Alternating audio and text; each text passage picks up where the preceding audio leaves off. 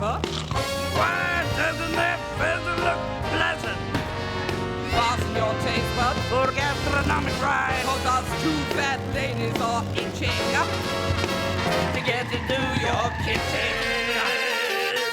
Yeah! Oh, yes.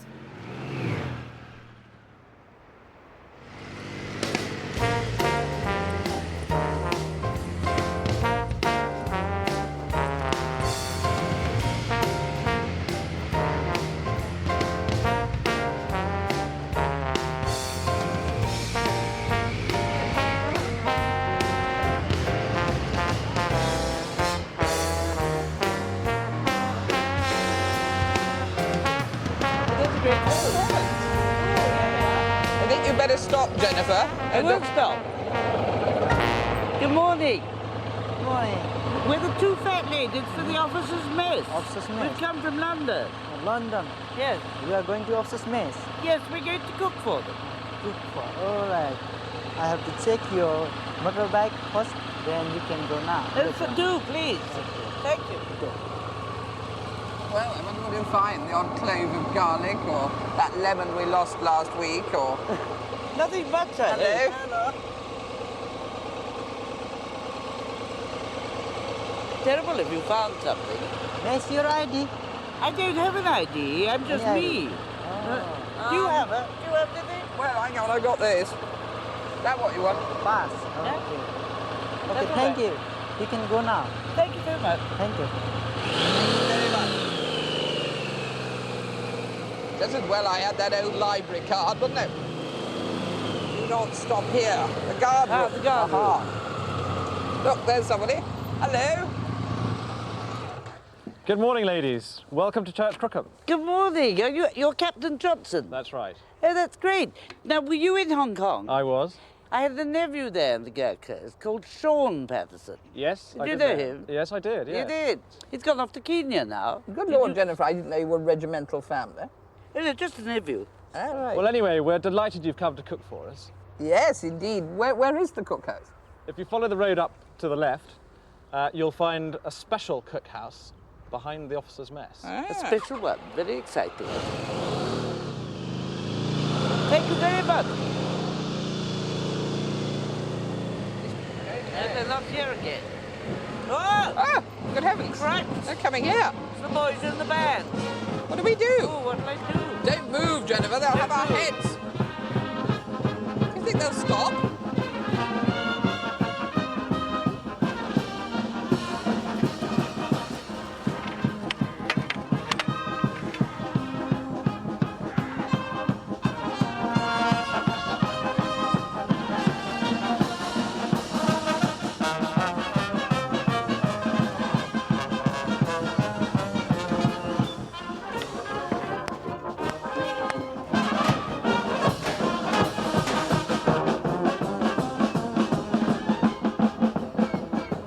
I'm bewildered by all these roads. They're all the same. I think... there's the officer's mess up ahead.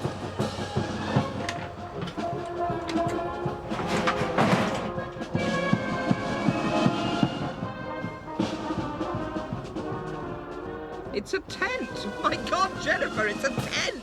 How on earth are we going to manage to cook a grand dinner party in that? Actually, I have to say, it looks rather well equipped.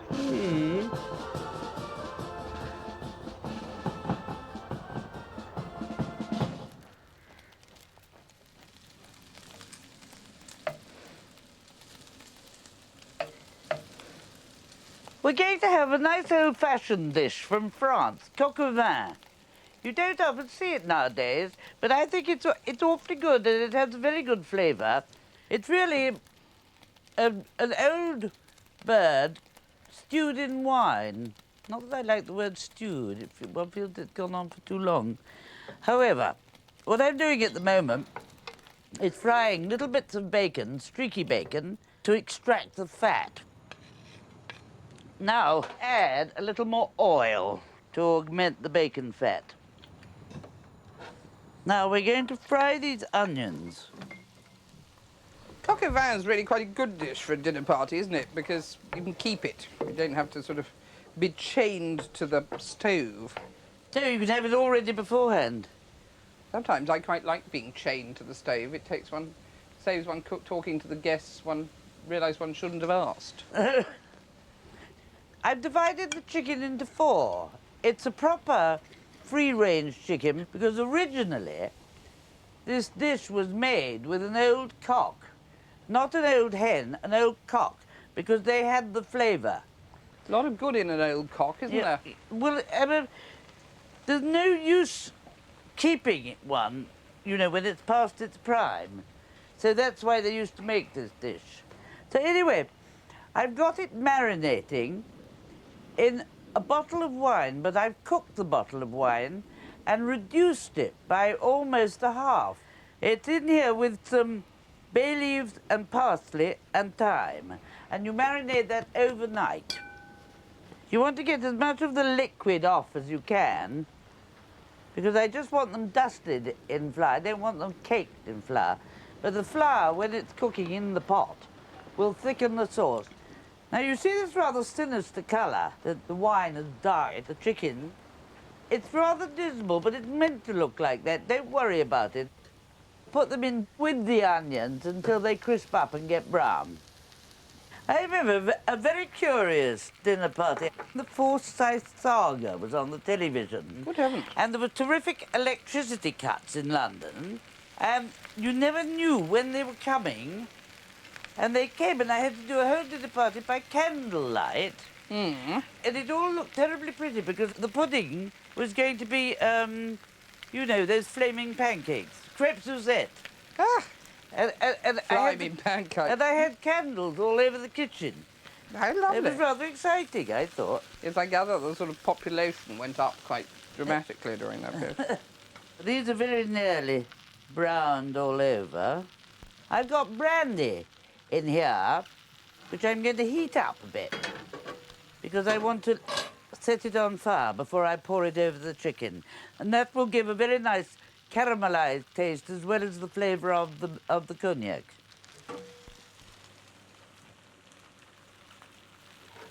Whirl it around a bit. Now we'll pour it over the chicken pieces. There we go. That's having a lovely time.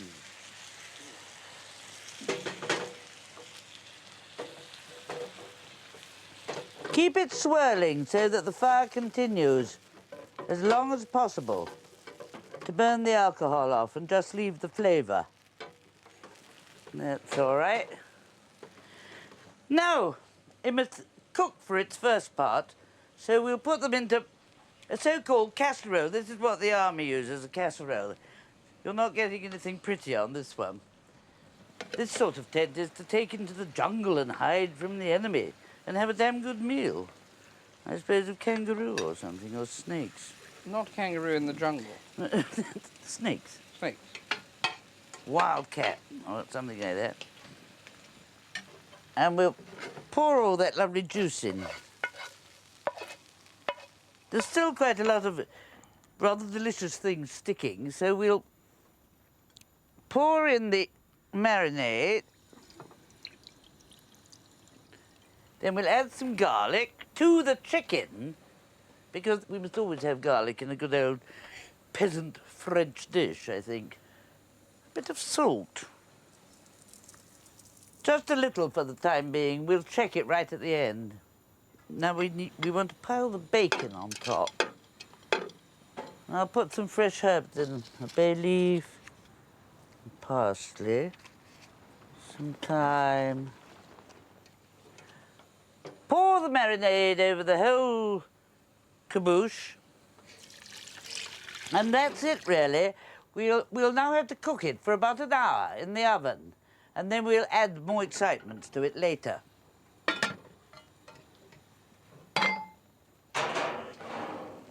Right, on with the fish course, Norman. Thank you, dear. And we'll have things daintily served. Yeah, well, go and fold some serviettes yourself. I'm cooking turbot with pickled walnuts and watercress. Now, I love turbot. It's a very good, thick, dense fish. And people say it's very expensive, but a little of it goes a lot further than some flimsy, flibbity-gibbet fish. Like plaice. Yes, exactly. And I'm going to put over this some sliced onions, and then I'm going to cover it with a combination of fish stock and white wine. When you're making your fish stock, buy things like cod or turbot or halibut bones or Dover sole. Don't use oily fish bones, and even some very gelatinous fish is not good. Skate or monkfish doesn't make a good stock. I adore turbot, but I do consider it quite expensive. Well, treats. Yes, treats. And a bit of salt and pepper.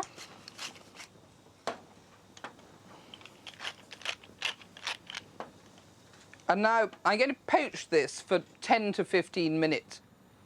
And for the sauce, I'm just going to melt a bit of butter and mash some pickled walnuts. I find they go terribly well with fish. I'm just going to scrape these into the butter. Are they frying? Well, just gently melding, really. Yeah. It's over a very low flame. They're quite remarkable, really, the Gurkhas, aren't they? I mean, it's extraordinary to think that this country at the top of the world, Nepal, you know, their main export, their main industry is producing these crack, brilliant, fearless troops. Yes, and they're wonderful and they're dead loyal. They've got more VCs than any other regiment of the British Army. Yes, I know. Fearless in battle and absolutely sweet and gentle to meet. Just put these on a little dish. And now I'm going to pour some of the fish stock mixture into the butter and pickled walnuts. Right, and into that I'm going to put my chopped watercress. And then I'm just going to pour it over the fish. Looks very exciting. And very delicious. And garnish it with a few halves of pickled walnuts. As you can see, if you're a very busy person, this would be excellent for a dinner party because it takes no time at all to cook. And if you wanted something more formal or flashy, you could use a whole turbot, obviously one of the smaller ones that are known colloquially as chicken turbot. So I'm done. Can I help you at all? Well, if you'd be an angel, you could bring me my coq au vin, bring it here. Surely. And I can put these in. Anything your heart desires. I've been caramelizing the little pickling onions in about 2 ounces of butter and a small amount of sugar, say 2 teaspoons. And this makes them go all brown and sticky and delicious. If you're peeling these onions, they can be quite tricky because the skin is very, very thin. So if you pour a kettle of boiling water over them and just leave it for about half a minute, rather like when you do a tomato, it makes them much easier to peel. And cut the ends off very carefully because you don't want them to disintegrate. You want them to remain nice little round onions. Now these are done. Add those. Let's be devils and put the juice in because it's got that wonderful flavour in it. Now, we want to add some mushrooms for the final thing. Just cut them into chunks into it. Any particular mushrooms? Not the tiny baby button mushrooms, which a lot of people use, but they have no flavour. I think these ordinary, bigger ones and field ones give a good flavour. No need for daintiness or anything like that. So that's it. We've got everything in there. Looks lovely. All we have to do is cover it again and take it back to the oven for another half hour. Time to find ourselves some Gurkhas. They do a lot of training in these woods, I'm told. What a pretty bridge. Rather different from Nepal, though. Yes, I wonder if those lovely Gurkhas get homesick. Oh, I'm sure they must miss it, but they never show it. They're far too fierce. Best trained troops in the world and expert at everything. Well, perhaps they can give us a few tips on cooking in the field, if we ever find them. Not a thing, not a thing. You're making me walk too far again. But I keep trying, I keep trying. My poor feet won't take it. Well, there's a nice log. A really log. Let's sit here a while. No, I'm sure it's a good log. It's okay. Handy. Nice to have a bit of rustic peace. It's very bosky around here, rather your terrain. Yes, I suppose so. Oh! Heavens! I'm surrounded, Jennifer. Good Lord. Hello. Hello. What have we done? We're doing exercise here. Oh, are we your prisoners? We didn't mean to get in the way. We're really looking for the field kitchen. We were feeling a little hungry. And hoping for a We snack. have got a ration, so we can go and have a lunch. Lunch? It's all right. Yes. Later. On your rations. We have got a ration. That's Thank splendid. you. That's very kind. Very kind. It's okay. We We're accept doing that. gracefully. Yeah. Look at this, Wonderful. Jennifer. Our own personal escort. Forest of Dunsinane coming along with us. Captured by Gurkhas. Bliss. And what are you going to feed us? Pork, sauces, and lamb stew. Lamb stew. And what you... Pork sausage and lamb stew. All together. A feast? A feast. Several courses. And you just put this straight into the water. Oh, clever. Very light, too. Much better than the old tins they used to have to carry around. How long would it take? 15 minutes. Really? Yeah. Must have cook's hands. That is the sausage indeed. You are doing And delicious. What a good colour. It's great. Not hot. Not that hot, isn't it?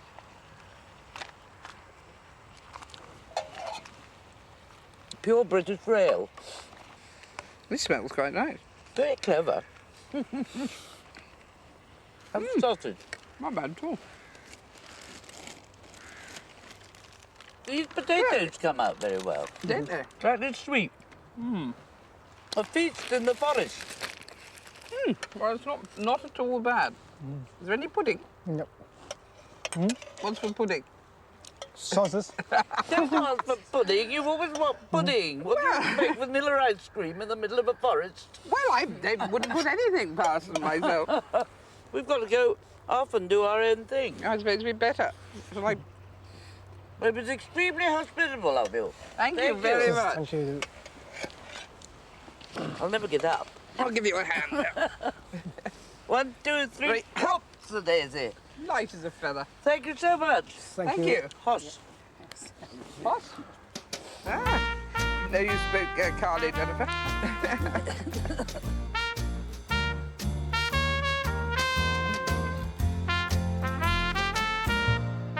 What I have here is the most beautiful, perfect wing rib of beef, and I'm going to cook a Catalan dish, which is beef with pears, chestnuts and almonds. If you look at this piece of beef, you'll see it's got a right amount of fat. The meat is a lovely dark garnet colour, not like that pseudo-sodium pink you get. And it's got this little marbling of veins of fat through it. It's a ducal piece of Scottish beef, really. What I'm going to do to this fat is cross-hatch it. It will help the fat go nice and crispy, and it'll look attractive when it comes out of the oven. And it will baste very well when it's cross-hatched, won't it? Because the fat runs out. That's right, yeah, and it will baste down the side of the joint. And I'm going to rub into it just some dry mustard. And that gives it a lovely colour. And also makes it crispy.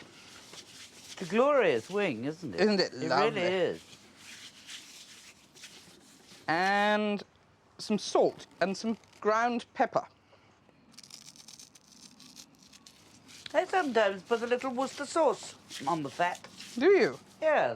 Yeah. Gives quite a nice flavour to the eventual juices. Well, I suppose if you live in England, you have to, because the beef hasn't got as much flavour as we have back home. I always buy Scottish beef. Thank you very much. Right, so now it's ready to go into the oven. 17 minutes to the pound, and away we go.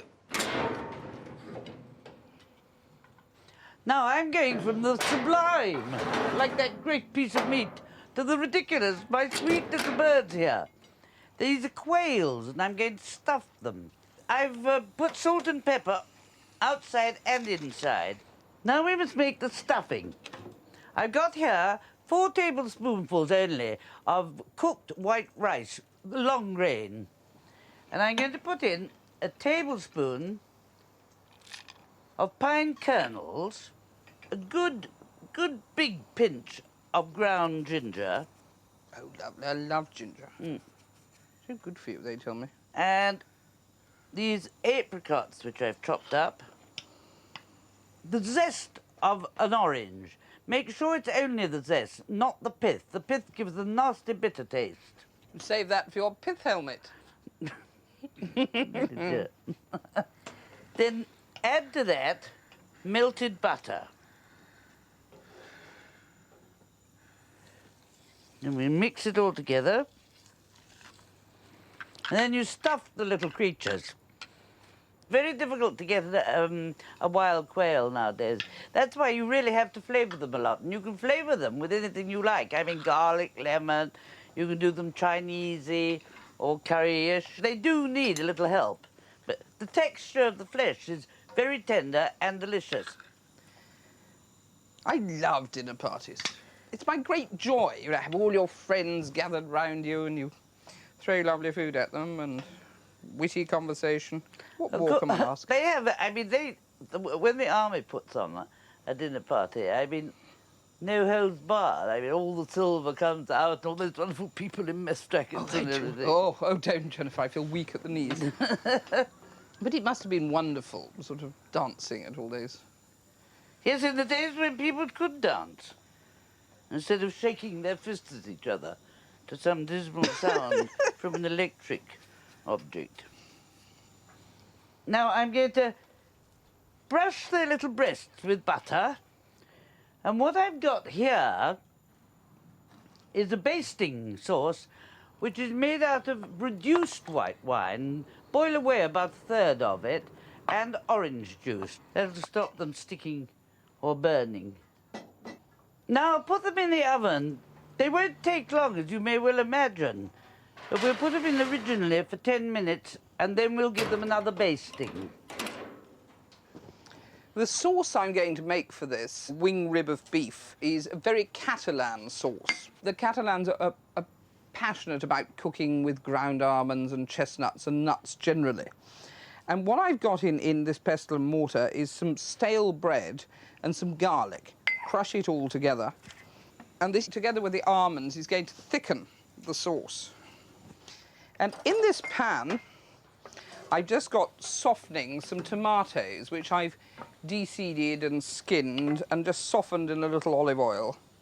And into that, I'm going to put the bread and the garlic and just let it cook together. Add some white wine. Any white wine, but of course, remember the adage, the better the wine, the better the sauce. However, this is not a sauce, I think, that warrants Yes, people think they can put plonk into a food dish requiring wine, and it's just not good enough, is it? It just tastes as bad as the wine did originally. That's right. And then I'm going to add to this some ground almonds. And some chestnuts. It's not for nothing that we call the sweet chestnut the Spanish chestnut. It grows all over northern Spain and came to this country with dear Catherine of Aragon, of blessed memory. Everybody talks about the French influence, but actually we've in this country done rather better from the Spanish and the Portuguese. And I've got some pears, which have just been poached in a little red wine. And they need to be roughly chopped. Again, it's a very Spanish thing, cooking with pears, or a very Catalan thing, cooking with pears. And in it goes. I'm going to put a little of the juice from the pears into this as well. It's a remarkable stove, you know. I mean, this is running on calogas, but if there wasn't any calogas, they could put petrol in this tank here, and it would run quite happily on petrol. They don't think it's extraordinary. I dare say, knowing the army, if the worst came to the worst, they could probably transform it to cook with camel dung, or... and then season it with salt and pepper. Mix all that well in. Now all I have to do is let the whole thing heat through properly. It has at this stage about the consistency of runny bread sauce. And you don't have to have a great wing rib of beef. You could have steak or any other cut of beef you like, or indeed anything else you can think of. But that I leave to your imagination. My little creatures ought to be ready by now. They're the little birds, and I warmed my brandy, and I must now ignite it. Shall I light it for you? Oh, yes, please do. Just like Christmas. Now pour it over the birds. Smells wonderful. Mmm. That's all right. Mmm. Lovely they look. Dear little creatures. There you are. Stuffed quail.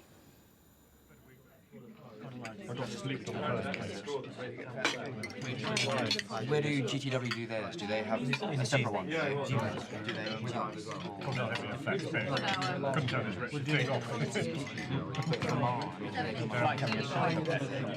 A few new potatoes go well with this delicate sauce.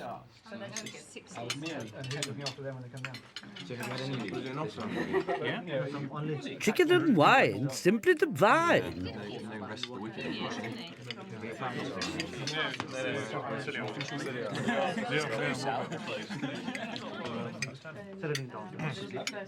This sauce goes well with any cut of beef, ducal or otherwise.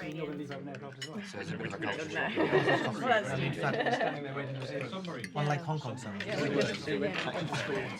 we went down to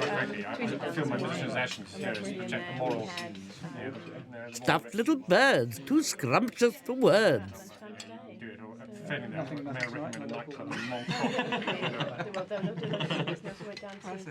education centre. Yeah, So was the Charles Blackmore era, I think. Charles, I think Charles Darwin. Oh, look, what have we here? Goodies. What a beautiful chalice. Thank you. Thank you very much indeed. You're welcome.